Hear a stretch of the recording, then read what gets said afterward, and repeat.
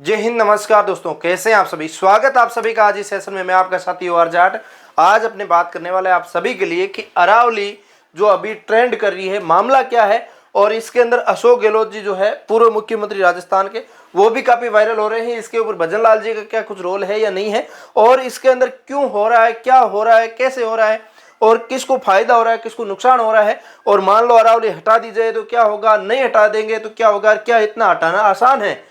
अरावली एक पर्वत श्रृंखला है, उसको हटा कैसे सकते हैं ऐसे। तो सारी अपने A to Z बात करने वाले हैं। तो चैनल सब्सक्राइब कर सकते हैं, फेसबुक पे देख रहे तो फॉलो कर सकते हैं। इस टाइप की इंफॉर्मेटिव ट्रेंडिंग वीडियो जो आपके सामने लेके आता रहता हूं, ठीक है।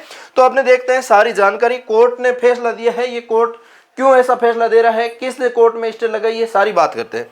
तो ये बात यहाँ पे निकल के आती है कि अरावली क्या है। अरावली एक पर्वत श्रृंखला है, और जो आपके राजस्थान के अंदर है पर्वत श्रृंखला, और जिसके अंदर इस टाइप की, आप सबको पता है, राजस्थान के जो लोग हैं, दोहरा धरती के लोग हैं, वो आपके अरावली क्षेत्र में या पर्वतीय क्षेत्र के अंदर घूमने के लिए जाते हैं, स्वाभाविक सी बात है। और यहाँ पे आपने रेतीले ज्यादा टीले हैं, और उधर ये पहाड़ों वाले टीले हैं। तो इस टाइप के ये टीलों के अंदर घूमने और देखने नजरिए से जाते हैं। और चौमासे के रूप में ये बहुत हरा भरा रहता है, और खास तौर से आप चौमासे के अंदर ही जाएंगे, वहाँ पे बहुत सुंदर आपको दृश्य देखने को मिलेगा, जैसा इस फोटोज के अंदर नजर आ रहा है।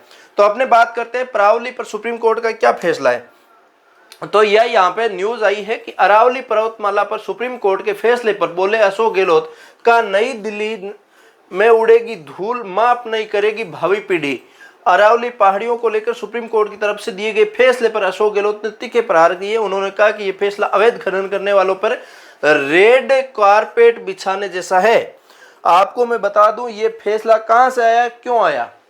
मोस्ट ऑफ मैं बात करूं आपके लिए ये फैसला की, साथ साथ में न्यूज भी पढ़ते जाएंगे, साथ साथ में बात भी बता दूं। देखो यहाँ पे ये निकल के आता है कि इस क्षेत्र के अंदर, अरावली जो क्षेत्र है, वहां पे जो छोटी छोटी पहाड़ियां हैं, आपको मैं बता दूं, अपने रेतीले क्षेत्र के अंदर रेत के टीले हैं, उधर जो पहाड़ों के टीले हैं। तो जो पहाड़ों के टीले हैं, वहां से वो पहाड़ काट काट के शहरों के अंदर घर बनाने के काम ले रहे हैं, और कुछ भी काम ले रहे हैं, जगह जगह कुछ अलग अलग करे जा रहे हैं।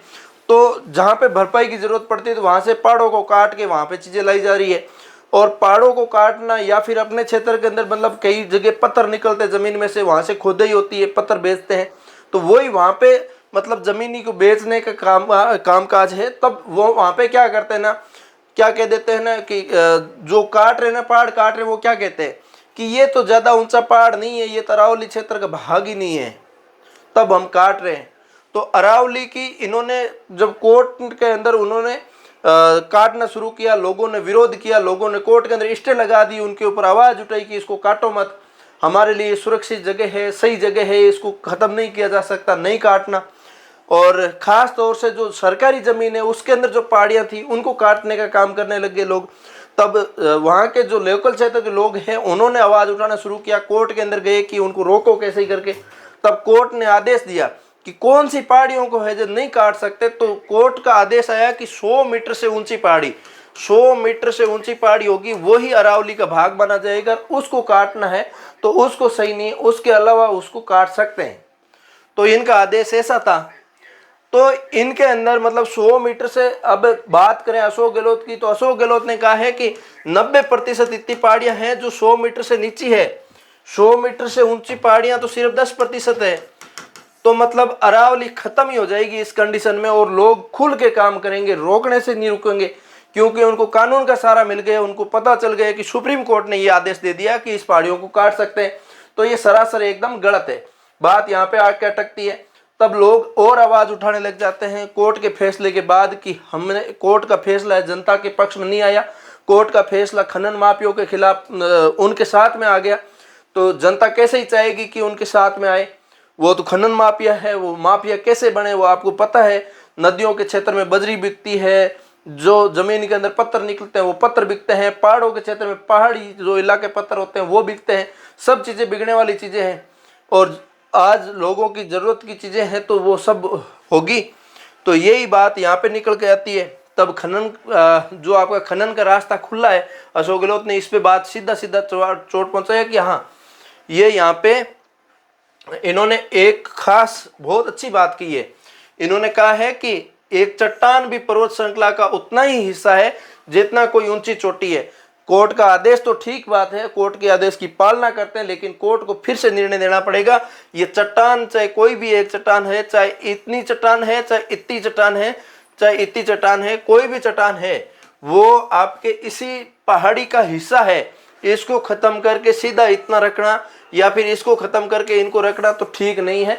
आप उन पहाड़ियों को पड़ा रहने दें और काम है जो पहले के हिसाब से धीरे धीरे चले तो ही ठीक रहेगा, नहीं तो आने वाली जल्दी ही जो पहाड़ियाँ खत्म हो जाएगी और ये क्या फर्क पड़ेगा क्या नहीं। देखो इसके अंदर पहाड़ियाँ क्यों महत्वपूर्ण, वो भी चीज़ें लेकर आया हूँ मैं। आसपास के क्षेत्रों को जाते पानी का महत्वपूर्ण स्रोत प्रदान करती है। वहाँ पे पहाड़ियाँ है, उस लोकल क्षेत्र के अंदर पानी का स्रोत है जो प्रदान करती है। ये पर्वतमाला भारत के मानसून चक्र में महत्वपूर्ण भूमिका निभाती है और देश के तापमान को नियंत्रित करती है।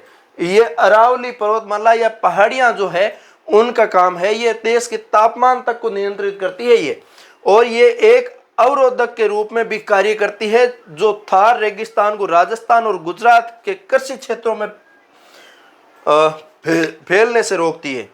ये अवरोधक का काम यहाँ पे करती है ना, कि बहुत बार आपने सुना ही होगा अरावली की वजह से हमारे सीधा पानी बारिश नहीं आती, घूम के आती है, ऐसे आती है, जो भी है वो तो राजस्थान जीके के जो टीचर पढ़ाते हैं आपको अच्छे से समझा पा रहे होंगे, लेकिन मोटा मोटी चीज़ यही थी जो मैंने आपको बता दी। और मैं और चीज़ें कवर की है जिसके अंदर मैंने आपको बताना चाहूँगा कि इसके अंदर देख सकते हैं अरावली पर्वतमाला के भूभाग घटने से होंगे नुकसान। तो नुकसान देख लीजिए, मोस्टली 7 नुकसान बताएंगे रे। समाप्त होने पर प्रदेश में मरुस्थल का विस्तार होगा और इसके बाद प्रदेश में गर्म हवाओं का व्यापक असर बढ़ता जाएगा। उसके बाद प्रदेश में बंगाल की खाड़ी से आने वाली मानसून बारिश नहीं होगी। ठीक है, प्रदेश में भूकंप के झटके आने बढ़ेंगे, असर देखने को मिलेगा। और ये जितना भी है जमीन और वातावरण के साथ खिलवाड़ करने का ही ये रीजन है। भूकंप हो गया, आंधी तूफान हो गया, ये सब ये सारी चीजें प्रकृति के साथ खिलवाड़ करना ही गलत है ना। प्रदेश में अरावली से निकलने वाली नदियां हो जाएगी समाप्त, ये चीज आपको दिख रही है। प्रदेश के कृषि क्षेत्र में फसलों पर होगा बुरा असर। प्रदेश राजस्थान के अंदर कृषि क्षेत्र जो होते हैं वहाँ पे मतलब जो फसलें होती है उतना मुनाफा नहीं दे पाएगी, क्योंकि बारिश भी फर्क पड़ जाएगा, वातावरण का फर्क पड़ जाएगा, हर एक चीज का फर्क पड़ेगा। प्रदेश के भौगोलिक दशाओं और दिशा जलवायु पर विपरीत प्रभाव पड़ेगा।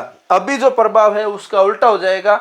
उल्टा मतलब जिस समय बारिश हो रही है वो उस समय का उल्टा हो जाएगा। पूरा अरावली का काफी फर्क पड़ता है और ये प्राकृतिक देन है, ये कृत्रिम देन नहीं है कि मन हुआ तब लगा दी, मन हुआ तब हटा दी, इस गवर्नमेंट आई हटा दी, इसको लगा दी, ऐसा नहीं है।